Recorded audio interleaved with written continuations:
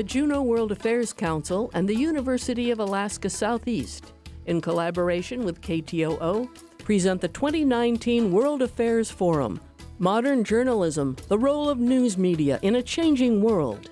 In this session, Balance in a Bonkers World, the imperative for a solutions-based approach to environmental reporting, independent reporter and editor Tafline Laylin advocates for journalism that outlines a path to constructive, regenerative change and does not paralyze readers' ability to act.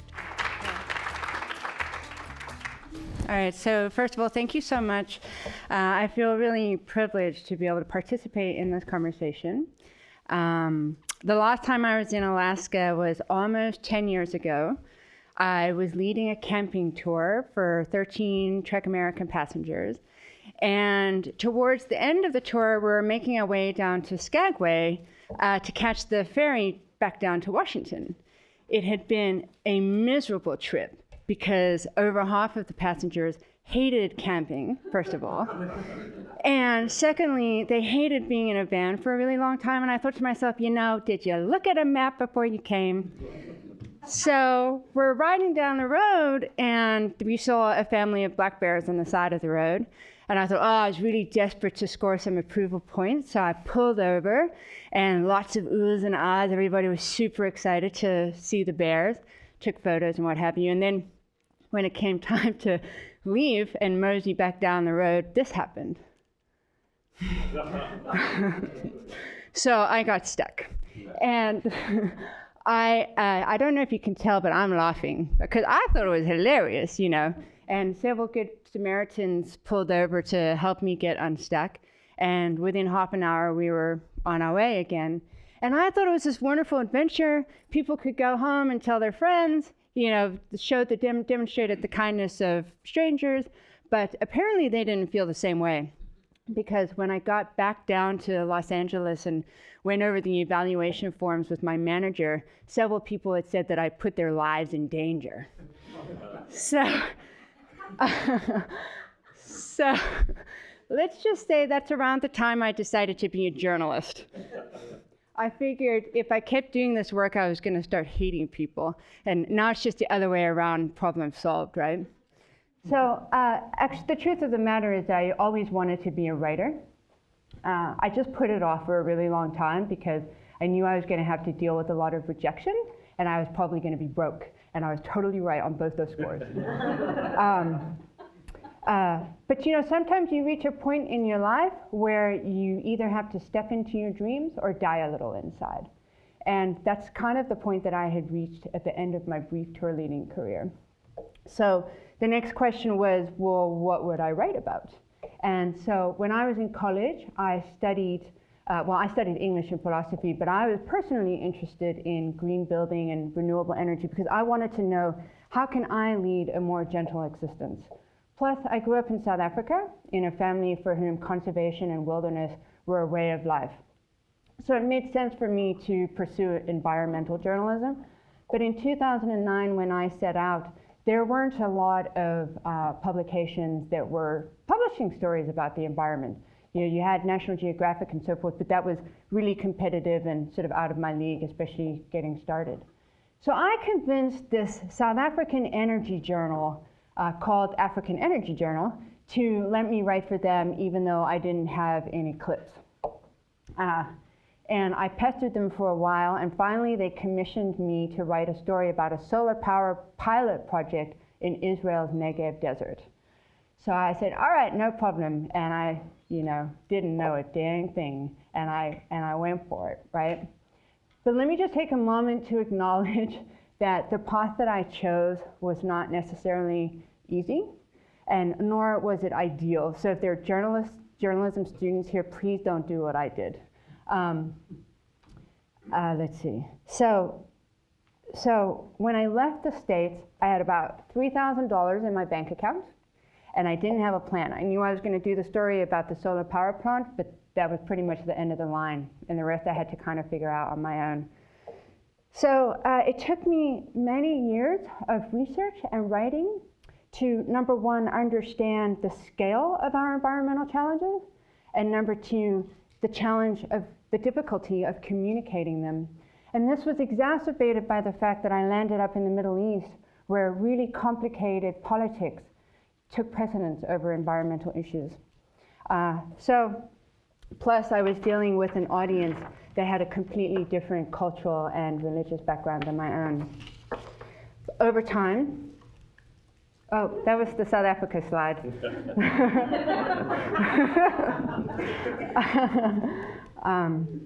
Over time, I realized that if we want people to act, if we want to change their minds and their behavior, we have to present a clear way forward.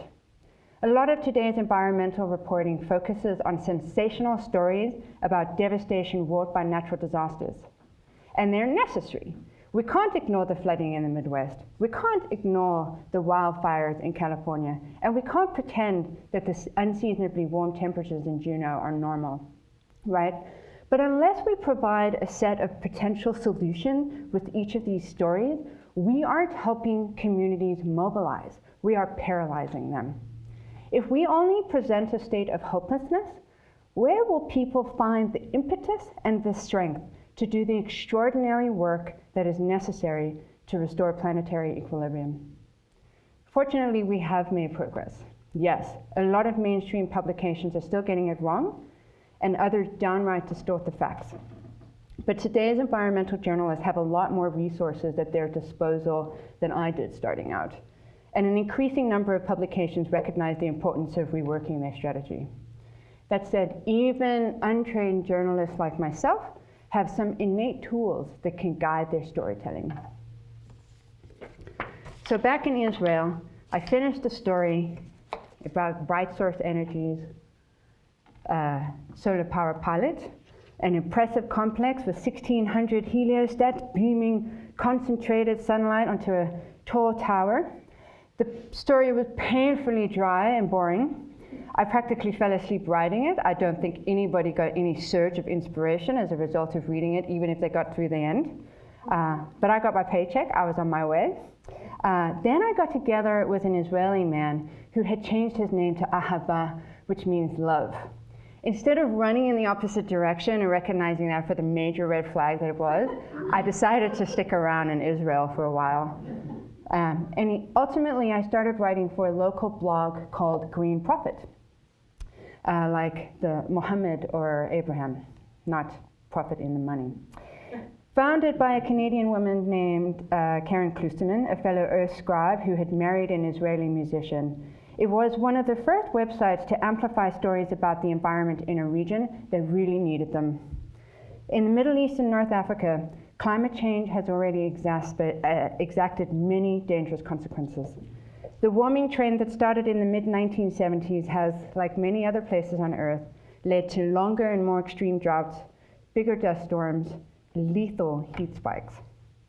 Countries on the Arabian Peninsula, which have produced a lot of the fossil fuels that got us into all this trouble in the first place, are going to be so hot and humid by the turn of the century that researchers from Loyola Marymount University and MIT predict they will be downright uninhabitable without air conditioning. And if you've ever been to the United Arab Emirates or Qatar or Bahrain or Saudi during the summer, you might argue that they already are.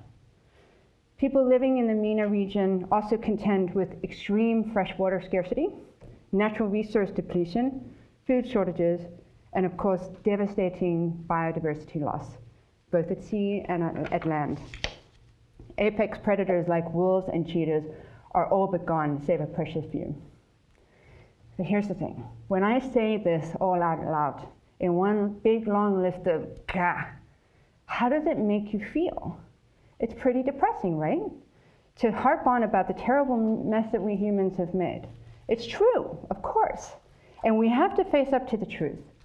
But how we present the truth makes all the difference. So, when I first started writing, I knew how to do research. I knew how to make and illustrate an argument, and I was a decent writer. But I didn't have a clue how to communicate the facts in a way that inspired people to act.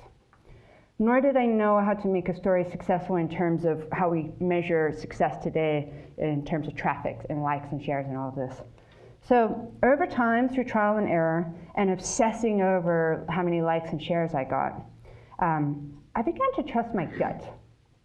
And by this I mean, does this inspire me? Does this make me want to march into my local representative's office and demand change? And later, have I provided a way forward, a potential solution? Once I got everybody all riled up about the environmental horror du jour, I felt a responsibility to show them examples of an antidote, a solution. To do otherwise would be like a doctor walking into your hospital room with a cancer diagnosis and then walking out without giving you a treatment plan. You would never stand for that. And likewise, I don't think that we should stand for incomplete reporting. I'm going to present a few stories of my own stories to demonstrate how my work has evolved over time and what I learned along the way. As I do so, I'd like to ask you to pay attention to how you feel and in your mind and what's happening in your body.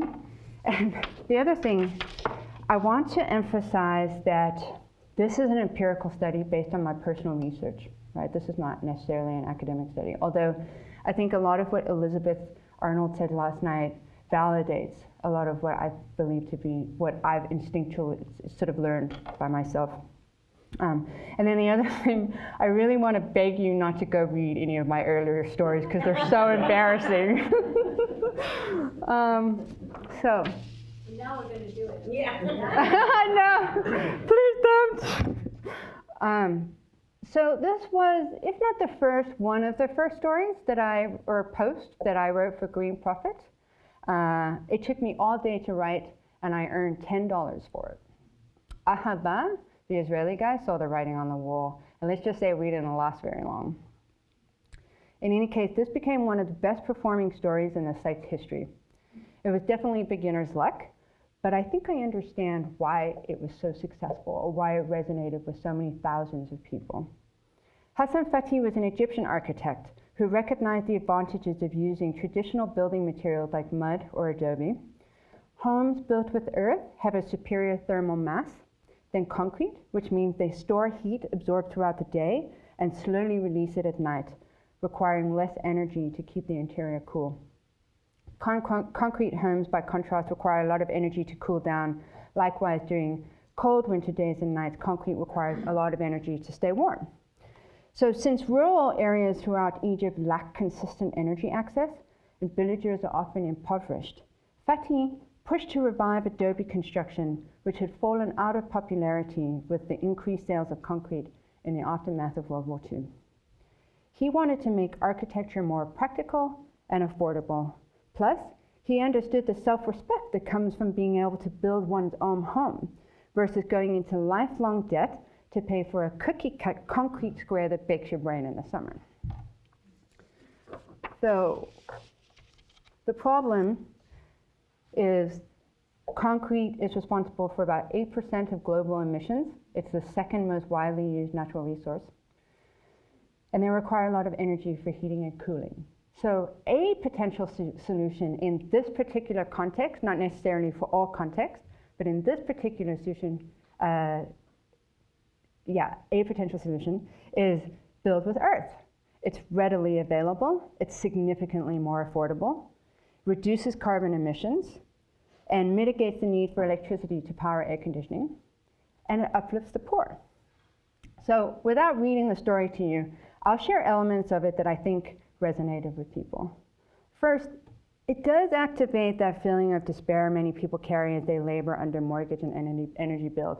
And I know that in journalism, we discourage appealing to people's emotions, okay?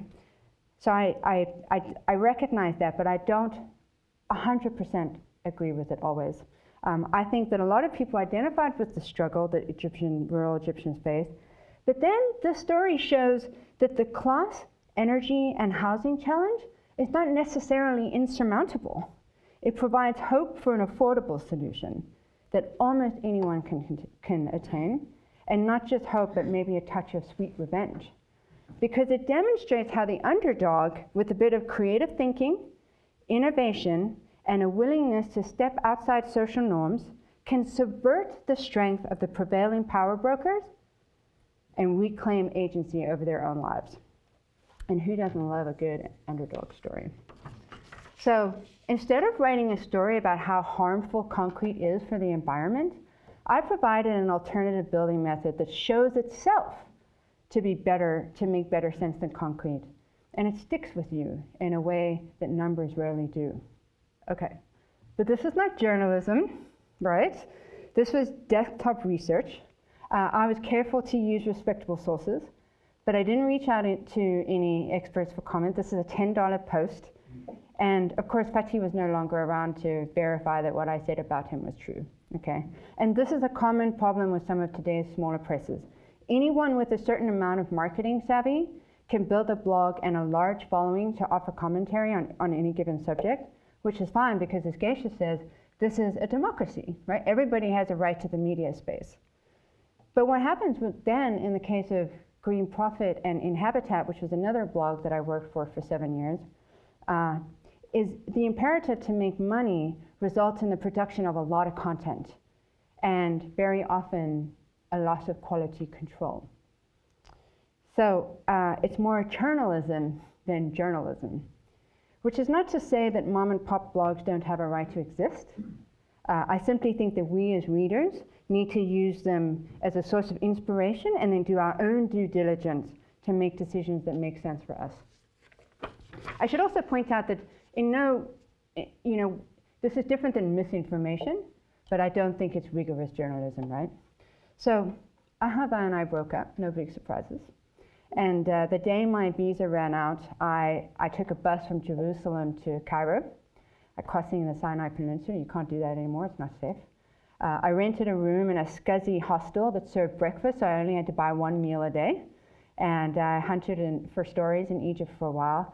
And then I convinced Africa Geographic, which is the sort of South African version of National Geographic, to let me go to Kenya and write a story about these flower farmers that were polluting Lake Naivasha, just outside of Nairobi. So I went to Kenya. I spent $500 to get there. I did my story, and it got killed. I didn't get a kill fee. It was a serious burn and a serious hard lesson. And I think it was killed mostly because my photography wasn't up to snuff. So I ended up spending the next 8 months living out of that tent, in and off. I mostly ate my meals in the slums because I was so broke. But I will tell you this, even though those were some of the toughest days of my life, they were also some of the best because it taught me what I was made of. And I had a really strong sense of purpose. I believed that I was doing something meaningful. Anyway, so I stayed in Green Profit. I continued to churn out content for Green Profit. I was like a little word factory. But at the same time, I still tried to develop my journalism skills. And I convinced The Ecologist in the UK, which was one of the main publications at the time that was paying writers to write about the environment. They don't pay anymore. I wanted to do, I did an investigative piece about Lamu in Kenya. It's a UNESCO heritage site, and it's chock full of cultural and natural gems. And so for a good conservation source, I contacted Richard Leakey, the paleoanthropologist whose father famously launched Jane Goodall's career. And to my surprise, he granted me an interview. So, but the day before, I had been in Uganda. I was doing one of those horribly boring stories for African Energy Journal, which is pretty much what kept me alive that year. And so I took an overnight bus from Kampala to Nairobi in one of those rusty old rigs that looks like it's going to fall apart every time it hits a pothole. So I got virtually no sleep. I was woefully unprepared for my interview with Richard Leakey. I was so tired when I got to the city. So I made the crucial error of going to a fancy coffee shop and buying my splurging on a $4 cup of coffee, which I took into Richard Leakey's office with me. Well, out came this giant of a man, and I instantly knew I was in trouble. He just had this vibe about him that he wasn't up for any kind of nonsense, and I was completely out of my depth. So when we sat down, so I thought to myself, oh, and the other mistake I made was I assumed that he was on my side. I assumed that I was going to say, hey, the port is a terrible idea. He was going to agree with me. I'd have a great quote, and my story would be an enormous success, and I'd be famous or something. But that's not what happened at all. When I suggested to Leakey that the port was a bad idea, he pointed to my cup of coffee, and he thundered at me, how dare you walk into my office with your $4 cup of coffee and tell me that the Kenyan people can't have what you have. I sank down in my chair a few inches, and I had nothing smart to say in response, because he was right. Leakey pointed out that the port would bring new products to Kenya, products that would make people's lives better. It's easy for those of us living in the developed world, myself included, to judge the mistakes they make with respect to their environmental and social choices. The same mistakes that we made to achieve our relative wealth. So I learned the valuable lesson about the white gaze too, right? So the idea that we tend to look at the world through our own lens rather than trying to see any given situation from the perspective of the locals and the local context. I got paid for my story about the port, but I now consider it a failure. If I could redo this, well, let me come back to that. Instead of presenting a solution, which in this case might be a regenerative port that facilitates both prosperity and sustainability, I essentially passed judgment and provided a long list of reasons for why the port would be so terrible. In so doing, I offered nothing but hopelessness and despair. What I wrote was true, yes, but nothing I wrote would inspire anyone involved in the project to make an effort to build a better port that didn't wipe out the coral reef, that didn't kill the few remaining dugongs, not to mention destroy the livelihood of the fishing communities who live there. It would have been more helpful to present an example of ports that are relatively clean and efficient, maybe like the Port of Vancouver, which has taken strides to reduce their greenhouse gas emissions and fuel use, mitigate whale collisions, habitat destruction, and restore fish habitat. If I could redo the story, I would go and I would ask the locals, what do you think is a good alternative? What would you do? And hopefully find a way to build a port that can provide for the locals, or find a way to provide for the locals without destroying the place. And by the way, with Richard Leakey, I was so embarrassed by that whole thing. For about a year afterwards, every time I found a cool port, like a good port, I would send him an email. See, this is a good port.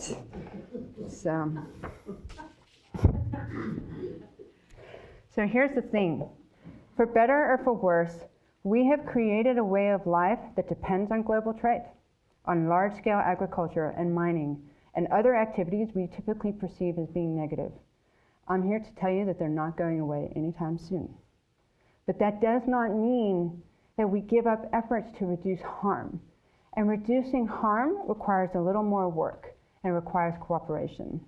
If we are willing to reach across the aisle, Republicans and Democrats, God-fearing folk and atheists, and change our collective mentality to focus less on extraction and more on regeneration, we can start to make important change. As the planet's public relations officials, journalists have to lead by example instead of feeding into the negative discourse. We need to provide a sense of balance, to use our powers of objectivity to evaluate all sides of a given story and provide solutions that are beneficial to all parties at the table. I did one more investigative piece for The Ecologist about the horrible practice of clubbing seals in Namibia for their fur. Having to be polite in an interview with Hatem Yafuz, who in 2012 controlled about 85% of the international seal byproducts trade, turned me off that kind of work forever. I have great respect for investigative journalists who do the incredibly important work of keeping powerful people accountable, but it became clear to me that I don't have the stomach for it. In fact, I started feeling quite depressed. From the outside looking in, it seemed like I was living the dream. And to some extent I was. I followed my wild little heart wherever it wanted to go.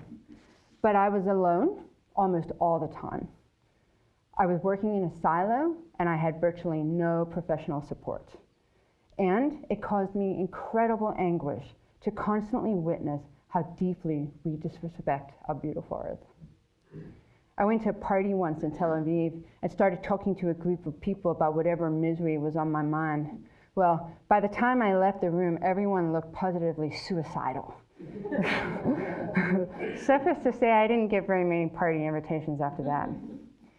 Everywhere I turned looked like the apocalypse. Once I was staring out the window of a bus in the middle of nowhere, Egypt, miles and miles away from any human settlements that I could see. And there was a fence running parallel to the road. And it was absolutely covered in plastic bags. It was devastating. I felt so completely alone, and everyone else seemed so completely oblivious. So I eventually realized that I could be a little slow sometimes, that if I was going to survive this work, I had to shift things up a bit. So in addition to doing a little bit of happier travel writing on the side, I started to focus on what is good and right in the world, which included presenting more stories about the change makers, about the people who are working on a new blueprint for the future. But of course, and this is a crucial point, I also had to support myself. And when you're in that position, it's not always possible to act 100% in accordance with your highest ideals. Phew, no plastic there. So in 2014, I began taking on more responsibility with Inhabitat, which has a huge platform, over 100 million Facebook followers, and millions of views each month. It's a green design blog. In addition to writing and editing for them, I help manage their various social media platforms. And this is where I learned most of what I think about our media discourse and which stories resonate with readers. Reading comments and paying attention to which stories did and didn't go viral informed the bulk of what I think I know. At the same time, the journalism thing got to be a lot harder for me to deal with.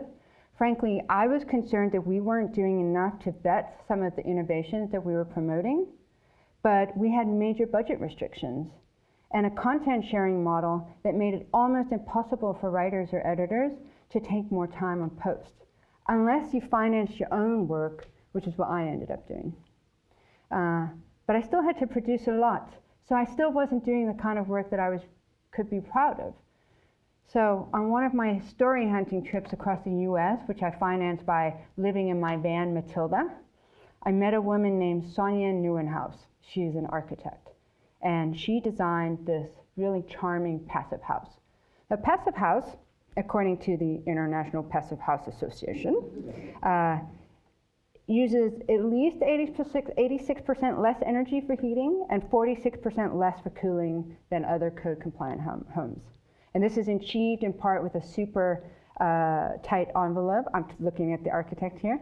And something as simple and brilliant as passive design, so orienting the house in such a way that it either minimizes or maximizes solar gain depending on which climate you're in. So hold on to your seats here because this headline is so obnoxious. Oh, it's cringeworthy. Okay, so I wouldn't write a headline like that anymore. So in 2017, the average American home used the energy equivalent of over 8,000 pounds of coal. So that's the problem. What's the potential solution? Build a smarter home. Kitted out with mostly recycled materials inside, Sonia's 970 square foot home has a tiny rooftop photovoltaic system that offsets grid dependency, and the solar heater reduces hot water energy by 58%. And despite these extreme temperatures, their space heating requirements were reduced by 90%. This post absolutely exploded. Hundreds of shares every time we put it on Facebook. Again, though, this definitely isn't journalism. It's a simple blog post with lots of pretty pictures, but it blew people's minds. I think it showed people how smart design and a bit of will and creativity can achieve what previously seemed impossible.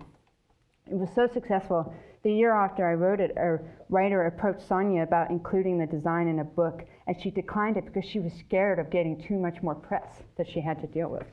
So here's the thing, I don't think that a story about how much coal a house uses would have had such an overwhelming positive response. And you may think that this is a silly example, especially in the grand scheme of all the big challenges that we have in the world. But here's why I think it's meaningful. Are we all going to go out and build passive homes? No. Okay. Are passive homes going to solve all the world's problems? No. Can a story like this change how we think about and approach the world's problems? Absolutely. Naysayers argue that solar power and green building are prohibitively expensive, and that may be true for some of us. But there are a lot of people who are building huge, expensive homes that devour way more than their fair share of energy. Without criticizing these people, this project demonstrates how thinking outside the box and a can-do attitude can result in money and energy savings that benefit both people and planet. Not only that, but they can be beautiful, which means we don't have to sacrifice aesthetics to live within nature's limits. Platforms like Tree Hugger and Inhabitants have done a really great job of amplifying the green movement. It's exploded globally, with a growing number of people building tiny homes, earth homes, recycling, renovating existing homes to improve their energy efficiency, and businesses are taking note as well. The U.S. Green Building Council reported that by 2016, 6.2 billion square feet of commercial buildings had been LEED certified, which is a third-party rating system for higher performance buildings and neighborhoods. I'm not suggesting that this model works for communicating all environmental issues, and I definitely promote more rigorous reporting backed up by data analysis. But I do think that there's a place for these kinds of publications, presses, that focus on creative solutions. It can go, in doing so, going a long way to changing people's minds about the issues that they can control. Now, Bob, that's Bob, right? Bob mentioned yesterday, he made a really good point, and someone else mentioned it earlier today, I think Jessica, that this seems to shift the onus to the individual, that all of us are responsible for saving all the world's problems. But I think about this as policymakers are individuals too. And these kinds of creative solution stories can shift their thinking maybe a little bit, and especially as the collective mindset gradually begins to shift, I think there's a place for this. Anyway, so after I left Green Profit, which was no longer financially tenable, I was a little bit lost because that work being in the Middle East formed a huge part of my identity as a journalist and as a person. But then I got my first big break in August 2015. My friend Jeffrey Barbie, I was driving across country again. I was on my way to a Trek America reunion in California, and my friend Jeff Barbie called me and he said, "The Guardian is looking for someone to cover the Gold King mine accident, which had released a toxic plume into the Navajo's freshwater supply." So I was absolutely petrified. I was like, all right, I can do it. So I pulled over, I got on the phone. At one point, I even Googled how to write a breaking news story. I mean, I didn't have a clue. I was so intimidated, but dang, I got that story up, and it was one of the proudest moments of my life. However, I found out, wait, I'm a little behind here. That's the one. That's running.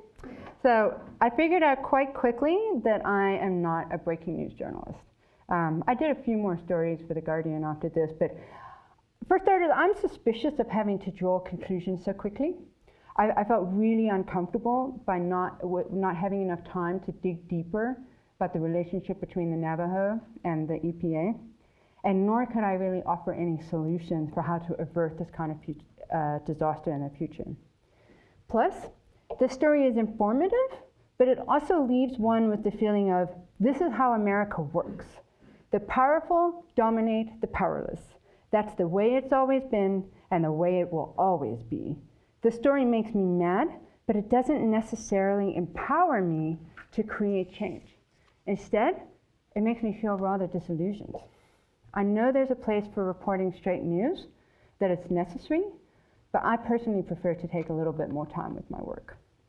That said, having clips from The Guardian completely changed the trajectory of my career. All of a sudden, editors started returning my calls and my emails, even if they didn't like the pitch.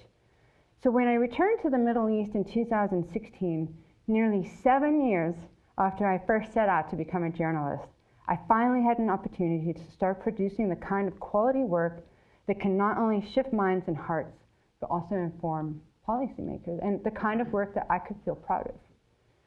So I'm going to share just one last story I wrote, one that encapsulates all of the elements that I've mentioned, offers a solution, it's engaging, but it has one more special ingredient that I haven't mentioned before.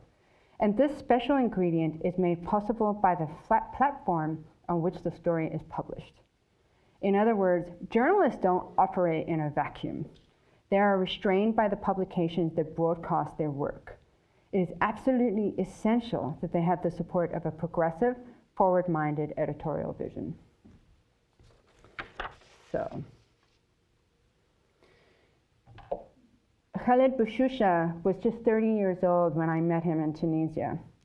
After graduating from college, he got a job working on Airbuses for a lousy $300 a month. It took a bout of depression and a breakup for him to decide to try something new, something maybe a little more inspiring. But his parents discouraged him because they wanted him to keep his safe job. Having observed how his own father struggled to keep his hobby hives alive, Khaled decided to invent a device that monitors hive health in real time using specially designed sensors. He says the smart bee card combined with constant monitoring increases honey production by 40% and the number of new hives by 25%. Oh, yeah. I'm not sure if you could see, but that 272,000 shares on that post, it just exploded. I think Khaled's story draws attention to the importance of protecting pollinators with more than just a list of facts and figures. Long after you forget that Tunisia's hive losses between 2016 and 2017 climbed to 44%, you remember the feeling that you had at the end of the story.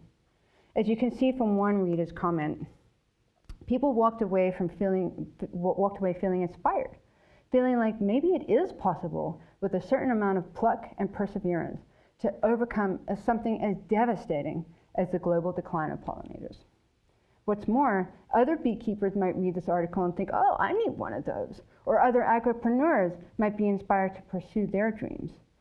So it presents a solution. Obviously, it's not the whole story. We also need to stop using pesticides. We have to stop disrupting natural habitats. But it's one solution, and it's motivating. And then there's the secret sauce, the story arc. Young man, miserable in his job, makes a decision to become an entrepreneur, risking everything. But with perseverance, he manages to secure significant funding and creates a device that appears to be helping bee farmers improve their business. Hits a lot of different challenges and obstacles along the way. But now, at just 30 years, he's about to secure new markets in Europe and other parts of Africa. By the time you get to the end of the story, you're invested in Khaled's story. You want him and the bees to win. And that would not have been possible without Aussie, the platform on which this was published. Because I brought them a good solutions-based environmental story, but they provided the platform and in the editorial vision that allowed me to incorporate good old storytelling, good old-fashioned storytelling. And crucially, they paid me a fair price for my work. We not only need to empower journalists to write stories that focus on solutions, inspiring stories that move readers to act, but we also need to give them sufficient editorial and financial support to produce good work. The old maxim that you get what you pay for has never been truer where journalism is concerned. So we already looked at that. Last night, Elizabeth introduced the Solutions Journalism Network, which I was going to do as well. So just to sort of show some evidence that this isn't just my thinking. So the Solutions Journalism, this is what they believe, what we know about the impact of solutions journalism according to them. Number one, it enhances knowledge and accountability. It strengthens audience engagement, and it helps to restore trust. The Solutions Journalism Network has partnered with 155 news organizations across, I don't know, I guess it's across the US. They have trained over 10,000 journalists, and 17 journalism schools use their curricula to keep track of, and they also keep track of stories that are solutions-based stories so that you don't have to. So we're kind of doing well for time. Let me just give you a conclusion, and then I'm going to show you a couple of stories side by side that address the same issue in a different way, and maybe we can discuss it. But listen, I think that journalists have a responsibility, but I think we've reached, and I'm speaking as an environmentalist now, I think we've reached a place in our history where things are quite dire, right? And so I think each of us has the capability to shift hearts and minds in our own communities, in our own homes, our churches, synagogues, and mosques, our schools. I think that you can all apply the storytelling to your own lives and the people that you know. With so many impediments to clear and honest communication created by politicians and media conglomerates, we all have a duty, I think, to work with our fellow citizens at the grassroots level to make the changes that we need for the planet and all of its inhabitants to survive. Thank you. So here's a couple of pollution stories. And on the right, you have an art installation. It obliquely addresses the pollution issue, but it's also kind of interesting, inspiring. It's sort of hopeful. It's got a different vibe. I'd like to maybe open this up a little bit if anyone wants to maybe express their feelings about this, or maybe something. Yeah. So how does this make you feel? How does the story on the left, the headline on the left, make you feel compared to the story on the right? Who's feeling brave and emotional? Probably very emotional.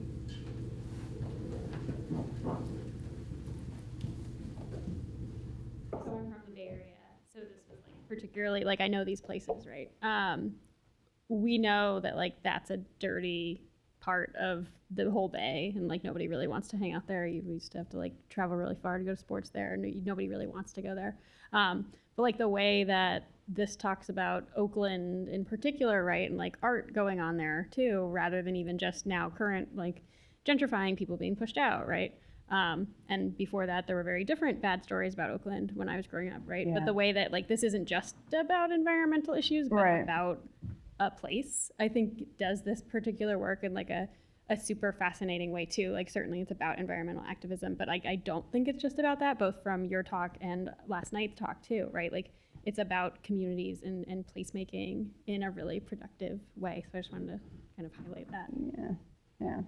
So here's another one, water issues. You know, I like the story on the left because, look, we have challenges, but here's a clear way here's one way. We're capable of overcoming our challenges. Whereas I feel these other kinds of stories are so debilitating, and you just feel so hopeless, like, you throw up your hands, it's like it's all over, we're all gonna die. So anyway, that's all I have for you. Thank you so much.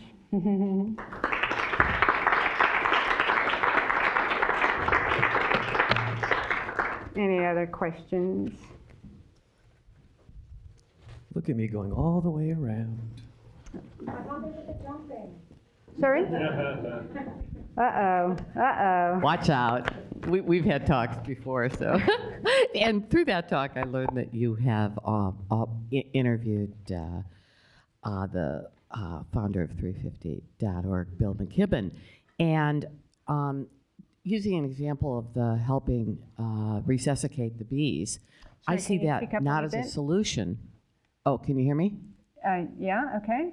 but as remediation. In other words, a solution, the deep structure solution to climate change is limiting emissions, no new fossil fuel projects, keeping fossil fuels in the ground.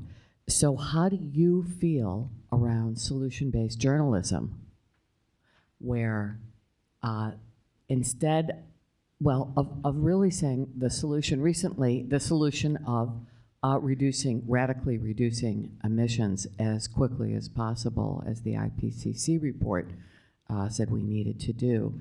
And recently there were 2 articles in yesterday's newspaper about the declining salmon stocks. And both of them basically said we have no idea why it's happening. Yeah. And what would the role of a journalist be in that regard, do you feel, about talking about fossil fuels? You know, it's so complicated because we have built our entire infrastructure around fossil fuels. We have cars, roads, you know, all of our buildings depend on fossil fuels for heating almost, you know, it's a deep systemic problem. And so I think journalists I think there's multiple roles that we can play. I think that we can report the issue. I think we can encourage the legislators to reach across the aisle and to work with local communities. I think that we have to work with industry to rebuild the infrastructure, to create an infrastructure that is prepared to accept new energies, clean energies. I think it's a multifaceted thing. It's just not simple. But in keeping with what I'm trying to say, I do think that we need to do it in a way that's empowering. You know, I think that our media discourse is so incredibly divisive and corrosive at the moment, and we're just fighting each other all the time, and we're wasting precious time and energy. And I think we need to shift away from that model.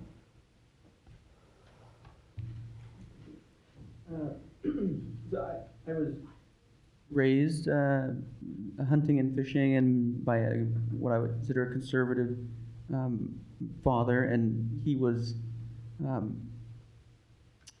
you know, kind of typically against the environmentalism that was, you know, that he was around, I guess in the 70s and 80s. But I always considered him, growing up, I considered him loving the environment, and in a way he made me an environmentalist that I am today. But I kind of see this trend in your stories that they're maybe crossing boundaries into maybe a different audience than you expect, and I've seen some journalists or others reframe questions, you know, like around oil, that it's around energy like energy independence, you know, rather than being dependent on oil. And so it's reframing the question that maybe those readers that are typically not environmental pick up on your stories. And have you seen that happen, where maybe your stories have been shared in surprising locations or other venues? Yeah, that's an excellent question. I mean, most of the time I feel like we're just preaching to the choir. So people who are already environmentalists are, you know, reaching in. But I personally have really strong, I'm going to say something a little controversial here. I feel like a lot of liberal Americans are disrespectful toward people in the Midwest and, you know, some of our more rural communities. And I personally do not appreciate that. These are the people who grow our food. They're making it possible for us to drive our cars down the road. These are salt of the earth, hardworking people. And so I personally really do try to look for stories that also celebrate those people. Because it's when you celebrate people in the media, I mean, it's just amazing to me how much power we have as communicators. It's something I've really learned. It's a real privilege. So when you celebrate what people are doing right, it makes them feel proud, and then it inspires them to do more of that. And so I do. I don't have any evidence that, you know, not that conservative people are reading my stories, but I hope they are, and that's what I strive for. I really do believe that that's one way for us to move forward, is to have a little bit more unity.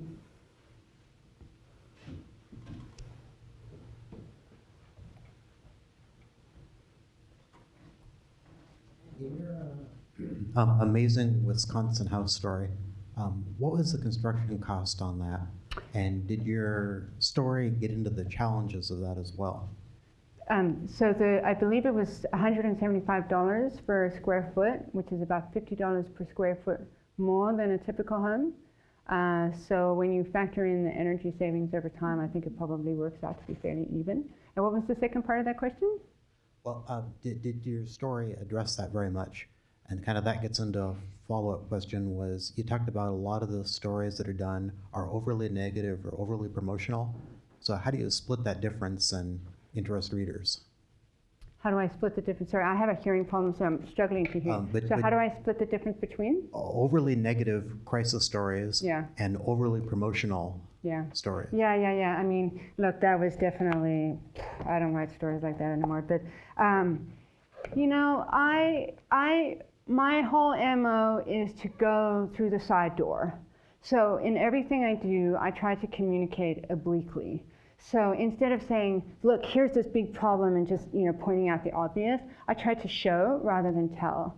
And so, you know, with the bee story, for example, yeah, that is a really big, dire problem. I mean, if the bees die, we're in really big trouble, right? So that's a very devastating, hard to handle statistic. I still mention it, but it's just the way you kind of just slip it in there for the context, but then put the weight on the more positive information. I hope that makes sense. I don't know if that answered your question, but and in terms of like the bigger picture, the crisis reporting, I think Elizabeth, who obviously has way more experience than I do, is right on the money.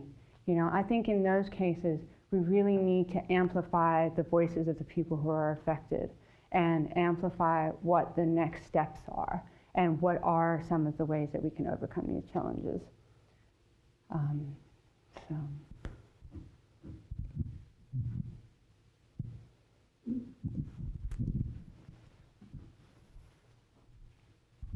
I mean, the simple thing I would say is you got to do both kinds of stories. Say that again. I would say that the simple thing is you have to do both of these types of stories. You need to inform people when something serious is happening and they should pay attention to it. Yeah. On the other hand, a steady drone of that just discourages people, as you point out, and so we always look for opportunities to tell something in a more solution-oriented way and should be mindful of doing that.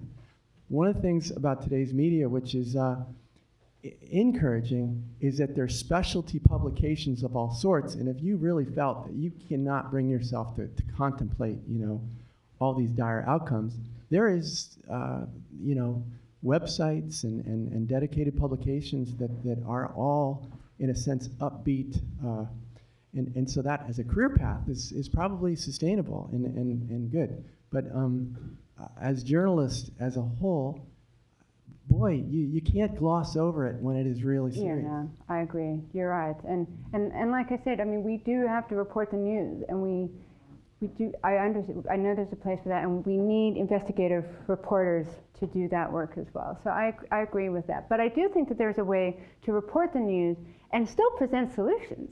You know, I think there is a way to do both, and I think that's sort of where we are and the challenge that we need to work forward. I think a good reporter, you know, does look for those aspects and things they can do, but not every story ought to have a bright ray of hope. Yeah, that's true. Okay. Time for one more. Oh, okay, please. Please, I was like, I took it's because it's more about, it's headlines, is it not? Oh, yeah. And so it's like, yes, report on both, but like, you know, when we think about the clickability and the attraction, shouldn't we be framing the headline, right? Even if we go into very dire issues, it's like, what makes people click? Is it the really gloom and doom? Is it there's hope, or there is a different angle in the headline, and then it takes you through all the different things? Because I'm just thinking about how I consume news. If it's like the same thing, I won't click on it. No, absolutely. And the thing is that because we're so saturated, you have just a few seconds to capture people's attention because you have so much competition. And so, yeah, headlines are everything, and also visuals. Good headline and a powerful lead image make all the difference. But yeah, you're absolutely right. Thank you. Minute, 10 seconds.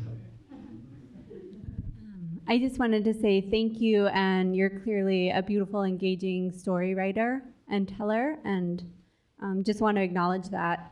I am here late today because I was celebrating the life of a friend that we lost here last year, and I remember when he went missing on the Mendenhall Towers, and that week long of time where the news was reporting, we still don't know. People were updating Juneau Mountain Rescue, Juneau Empire to see if they had declared him dead or alive or whatever that was gonna be. And thinking in my role in domestic violence and sexual violence prevention and intervention, some days I'm like, I smash the patriarchy and decolonize myself. And other days I'm like, this is violence, our world is violent. And waking up in the morning and listening to NPR can be harmful to my mental health. And so I remember studying media ethics in undergrad, and it was right after September 11th, and the question was, is it ethical to report on and show especially pictures of bodies falling from the towers and things like that? And so for me, there's an ethical, a media ethics involved in these questions, and I'm wondering if you can speak more to that. Yeah. You know, this is, so I'm a pretty decent journalist, but I don't have a lot of theory behind me. You know, I do think we have a very important responsibility, though. I do think that there's so many publications that have lost their moral compass, and they are leading the rest of us off a cliff. So that disturbs me. I do think we have to be really considerate of everything that we do, and that we have a deep responsibility to think about the impact of the information that we put out there, especially now that it's so easy to disseminate, and that, you know, a story can go out there and it's extraordinary how far-reaching it can be, and deeply worrying. So, yeah, thank you. Thank you very much. Thank you.